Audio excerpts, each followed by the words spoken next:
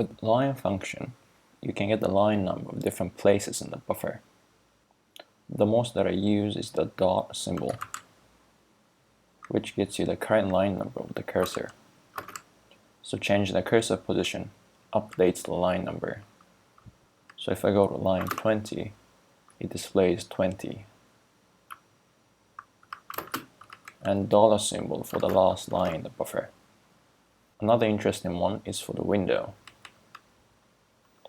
By using a W prefix, you can get the line number currently visible in your window. 0 for the first line, and the dollar symbol for the last line.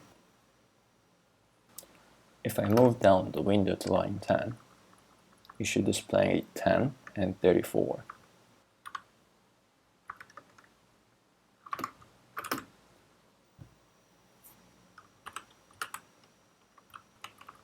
You can also get the position where you placed your mark. So this one will get you the line number of the mark A. Since I don't have mark A, in this file I display 0. Let me put mark A somewhere in the file, and it should display the line number.